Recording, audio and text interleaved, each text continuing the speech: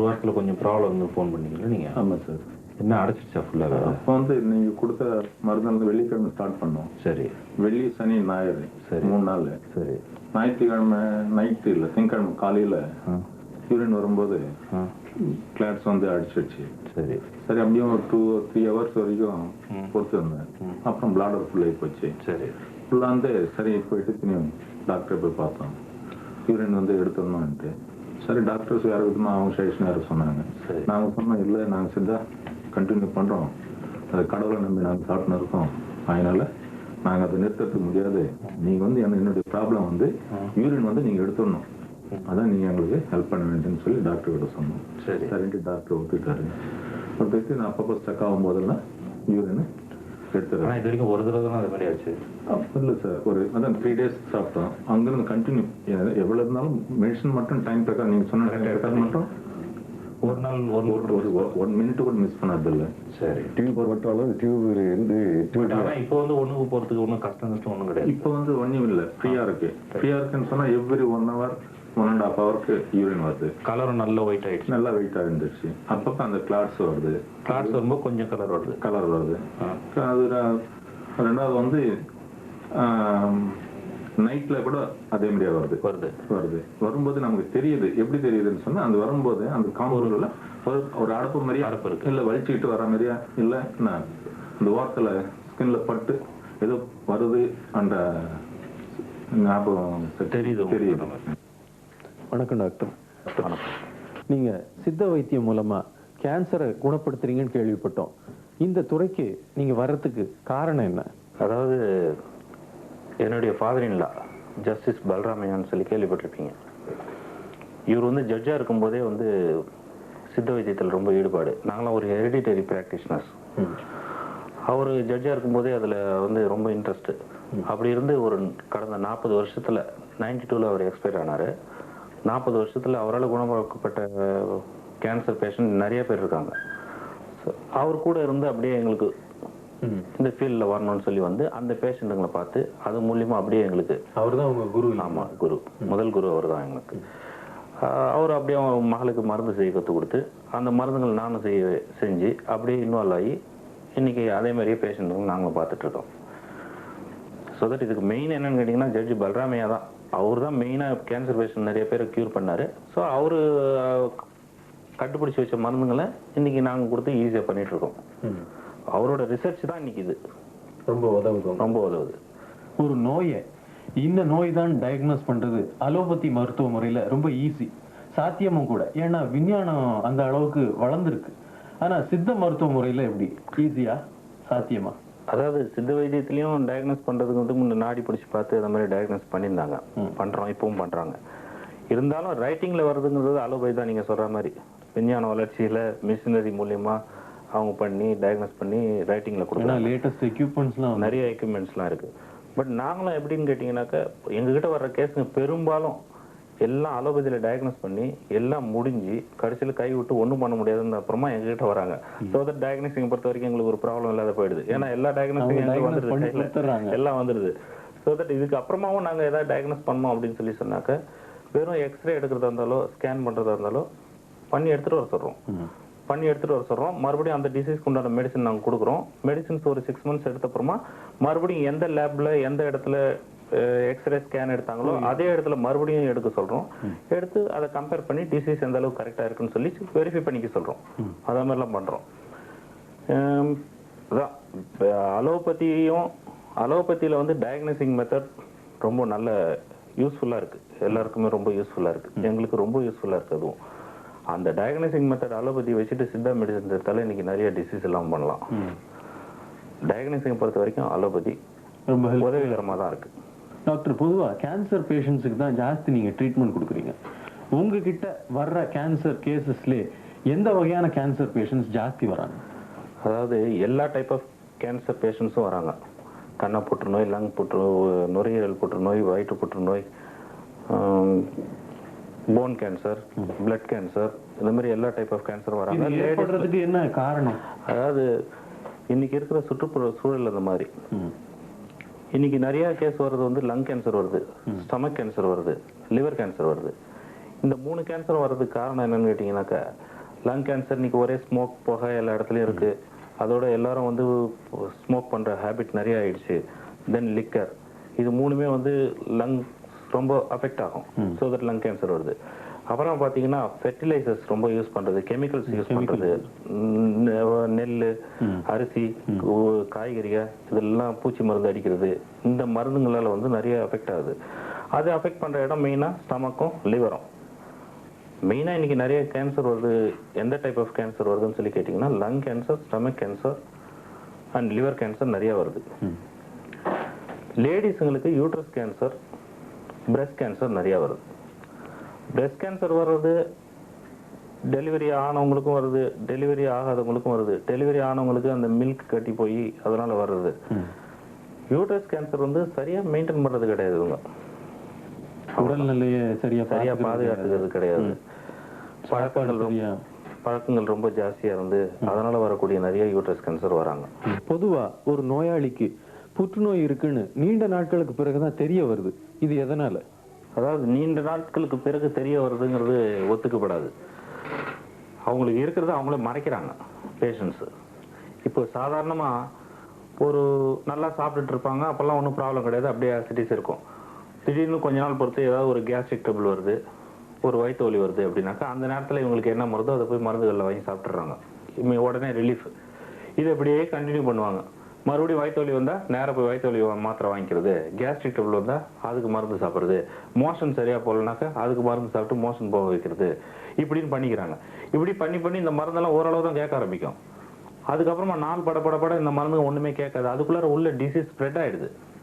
So that spread ஆனதுக்கு அப்புறமா ஒன்றுமே பண்ண முடியல, எனக்கு வாந்தி வருது, மோஷன் சுத்தமாக வரல எது சாப்பிட்டாலும் அப்படின்னு சொல்லிட்டு வரும்போது அல்ட்ராசவுண்ட் எடுத்து பார்க்குறாங்க.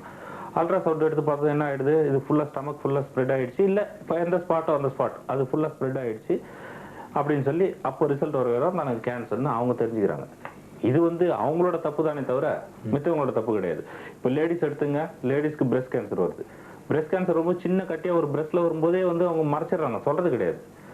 ஸோ ஹஸ்பண்டு, ஃபாதர் இன்லா இவங்கெல்லாம் யார் என்ன சொல்லுவாங்களோ ஏது சொல்லுவாங்கன்னு சொல்லி மறைச்சிடுறாங்க. அதை வெளியே சொல்றது கிடையாது. சொல்லாத மறைச்சி வச்சுட்டு நாளைக்கு பெருசாகி அந்த கட்டி புடச்சிட்டு வெளியில வந்ததும் கட்டி பெருசாகிடுச்சு அப்படின்னு எல்லாருக்கும் தெரிஞ்சதுக்கு அப்புறமா போய் அதை பயாப்சி பண்ணி பார்த்துட்டு கேன்சர் இருக்கு அப்படின்னு சொல்லிட்டு ஒன்றும் பண்ண முடியாத சூழ்நிலையில் டயக்னோசிஸ்க்கு போறாங்க இவங்க. அதே மாதிரி யூட்ரஸ் கேன்சரும் சர்விக்ஸ் கேன்சரும் அப்படிதான். இவங்களுக்கு ப்ளீடிங் சிவியர் ஆகுது, ஒயிட் டிஸ்சார்ஜ் சிவியர் ஆகுது அப்படிங்கிறதெல்லாம் மறைச்சிடுறாங்க. இதெல்லாம் ஹஸ்பண்ட போய் நம்ம எப்படி சொல்றது, இந்த மாதிரி ப்ராப்ளம்னு சொல்லி நம்ம எப்படி டாக்டர்கிட்ட போறது அப்படிங்கிறத மறைச்சிடுறாங்க.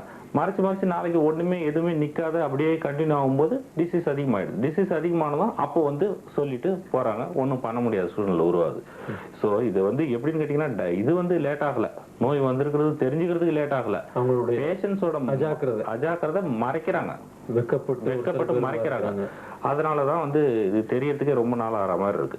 ஒரு கேன்சர் நோயாளிக்கு அலோபதிக் மருத்துவ முறையில கரண்ட் கொடுக்குறாங்க, அதாவது ரேடியேஷன் கொடுக்குறாங்க, ஒரு சில பேருக்கு சர்ஜரி பண்றாங்க, ஒரு சில பேருக்கு கீமோதெரபி கொடுக்குறாங்க. உங்க சித்த மருத்துவ முறையில எப்படி ட்ரீட்மெண்ட் கொடுக்குறீங்க? அதாவது நாங்க வந்து அதெல்லாம் செய்ய முடியாது சித்தா இல்லையா. நாங்க ஒன்லி ஹெர்பல்ஸ்ல செஞ்ச மெடிசன்ஸ் தான் கொடுக்குறோம். அது நாங்களே ப்ரிப்பேர் பண்ணிக்கிறோம். நாங்க வெளியில யாருக்கும் ப்ரிஸ்கிரைப் பண்றது கிடையாது, எங்களோட ஓன் மேனுஃபேக்சரிங் தான். இப்போ வந்து ஒரு பவுடர் கொடுப்போம், அதாவது ஒரு கேன்சருக்கும் ஒரு விதமான மெடிசன்ஸ் உண்டு. ஒரே மெடிசன் தான் எல்லா டைப் ஆஃப் கேன்சருக்குங்கிறது கிடையாது. ஒரு டைப் ஆஃப் கேன்சருக்கு ஒரு மெடிசன்ஸ் உண்டு. ஒரு பவுடர், உதாரணத்துக்கு ஒரு பவுடர் பாலில் கொடுப்போம், ஒரு சில கேஸ்க்கு ஒரு பவுடர் தேனில் கொடுப்போம். தென் ஆன்டி கேன்சர் பில் வச்சிருக்கோம், அந்த பில்ஸ் வந்து எல்லாருக்கும் கொடுக்கறது கம்பல்சரியா. தென் அரிஸ்டம் வச்சிருக்கோம், லேகியம் வச்சிருக்கோம், இந்த மாதிரி பேஸ்ல தான் கொடுக்குறோம். முதல்ல ஒரு நோயாளி வர்றாருன்னு வச்சுங்க, அதாவது டயக்னோஸ் பண்ணாம வர்றாரு உங்ககிட்ட, கேன்சர் இருக்கா இல்லையான்னு தெரியல, அவருக்கு எந்த வகையான ட்ரீட்மெண்ட் கொடுப்பீங்க? அதாவது நாங்க வச்சிருக்க ஆன்டி கேன்சர் பில்ஸ் வந்து சிஆர் பில்ஸ்னு பேரு, கேன்சர் பில்ஸ்னு பேரு. இது எப்படின்னு கேட்டீங்கன்னாக்கா, இந்த கேன்சர் பில்ஸ் ஒரு பேஷண்ட்டுக்கு கொடுக்கும்போது கேன்சர் செல்ஸ் இருக்கிறது, நச்சுத்தன்மை வாய்ந்த செல்ஸ் இருக்கிற பேஷண்ட்டுங்களுக்கு அந்த மெடிசின்ஸ் கொடுத்து ஒர்க் ஆகும்போது அவங்களுக்கு இருக்கிற டிசீஸ் குறையறதுக்கு டைம் எடுக்கும். ஏன்னா அந்த செல்ஸோட எடுத்து ஃபைட் பண்ணும் இந்த மெடிசின். இதே நச்சுத்தன்மை இல்லாத சாதாரண நோயா இருந்ததுனாக்க அந்த பில்ஸ் வந்து வித்தின் 30 days அதை சரி பண்ணிடும். வித்தின் 30 டேஸ்ல சரி. அதுலயே உங்களுக்கு தெரிஞ்சிடும். அதுலயே தெரிஞ்சிடும். அதை வச்சு அதே மெயின் டயக்னோசிங் மெத்தட்னு வச்சுங்களேன். அந்த anti cancer pill main diagnosing மெத்தட்னு வச்சுக்கலாம். இப்போ சாதாரண ஒரு இடத்துல கட்டி இருக்கு, வெளில கட்டி இருக்குன்னா ஒரு ஆயில் ஒன்று தரோம் ஃபார் எக்ஸ்டர்னல் யூஸ். ஜஸ்ட் அந்த ஆயில் அப்ளை பண்ணாலும் அந்த கட்டி சப்சைட் ஆயிடும். அப்படியும் மீறி உள்ளுக்கும் மருந்து கொடுக்குறோம். உள்ளுக்கு கொடுக்குற மருந்துலயும் வெளியில தடவுற ஆயில்லையுமே அந்த கட்டி சப்சைட் ஆகலைன்னா டெஃபினட்டா அது வந்து கேன்சர் தான். அப்புறமா அவங்க போய் பயாப்சி பண்ணி பார்த்தாங்கன்னா டெஃபினட்டா மேலிக்னன்சின்னு வரும், ரிப்போர்ட் வரும், டெஃபினட்டா வரும். அப்படிதான் செய்யறது நாங்க. புற்றுநோயினாலே அது ஒரு தொற்று நோய், அதோடு இல்லாம ஒரு பரம்பரை நோய் அப்படின்னு மக்கள் மத்தியில ஒரு அபிப்பிராயம் இருக்கு. இது உண்மையா? நல்ல கேள்வி இது. புற்றுநோய்ங்கிறது ஒரு தொற்று நோய் கிடையாது, கண்டிப்பா கிடையாது, தொற்று நோய் கிடையாது. இது பரம்பரைகளை ஆட்கொள்ளுமான்னு சொல்லி கேக்குறீங்க. பரம்பரையா வர்றதா அப்படின்னு சொல்லி கேக்குறீங்க. பரம்பரையா வர்றது வந்து போன ஜென்மத்துக்கு கர்ம விளைவுகளாக அந்த சந்ததியை தாக்குது.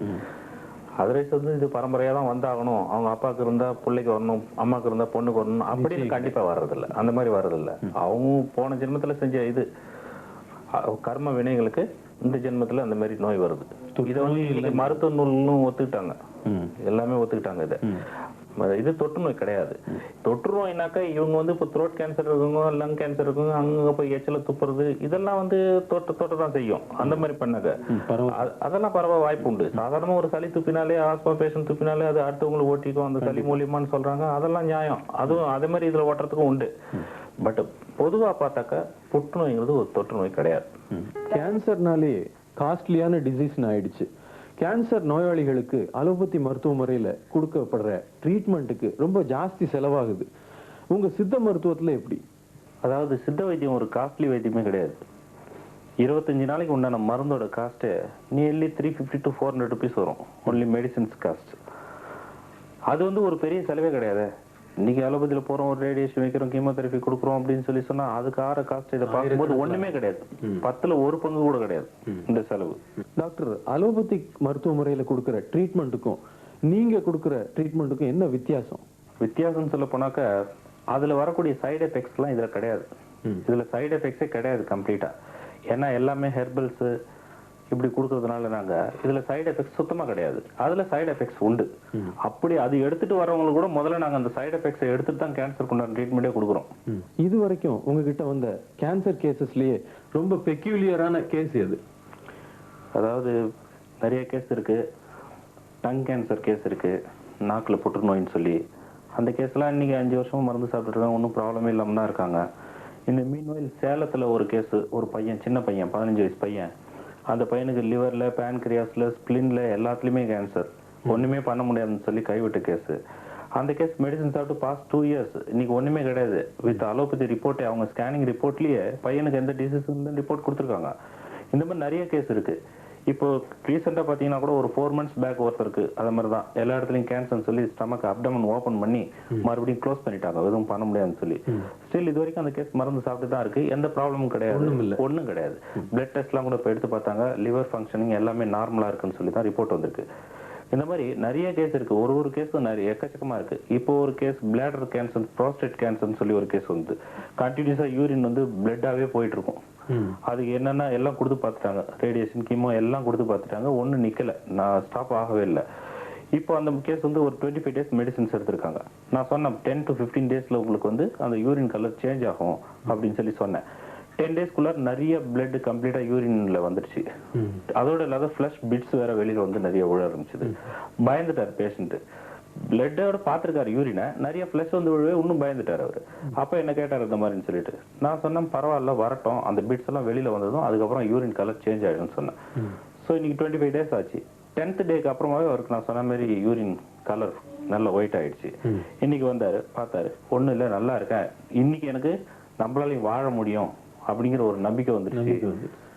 அப்போ இந்த கேன்சர் நோயாளிகளுக்காக நீங்க தயாரிக்கிற மருந்து நீங்களே தயாரிக்கிறேன்னு சொன்னீங்க, எப்படி தயாரிக்கிறீங்க? மருந்துங்க எல்லாமே நாங்க தான் தயாரிக்கிறது. மருந்துங்களை அரைச்சி நிறைய டப்பாங்களில் வச்சிருக்கோம் நாங்க, அப்படியே மிக்ஸ் பண்ணி கொடுக்கறது. தென் பில்ஸ் வந்து வீட்லயே அரைச்சி வீட்லயே உருட்டுறது. எல்லாமே ரா மெட்டீரியல்ஸ் வாங்கி நாங்களே ப்ரிப்பேர் பண்ணி நாங்களே கொடுக்கறது. வேணா வாங்கலாம், போய் பார்க்கலாம்.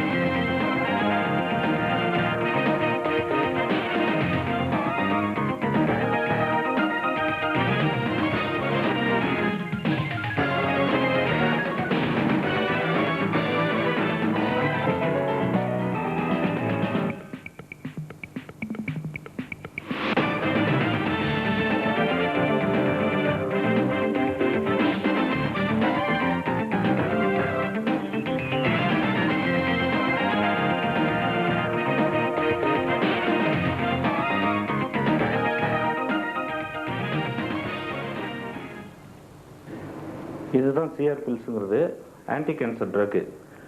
ஒரு கேன்சர் பேஷண்ட்டுக்கு இதுதான் மெயினாக கொடுக்குறது. இது வந்து கேன்சர் ரொம்ப சிவியராக இருந்ததுன்னா 3 monthsக்கு மேலே ஆகும் கொஞ்சம் ஒர்க் பண்ணுறதுக்கு. இதே கேன்சர் இல்லாத வெறும் சாதாரணமாக வரக்கூடிய கேஸுங்களுக்கு இந்த மாத்திரை 1 மாதத்துலேயே கொஞ்சம் நல்ல பலனை கொடுக்கும்.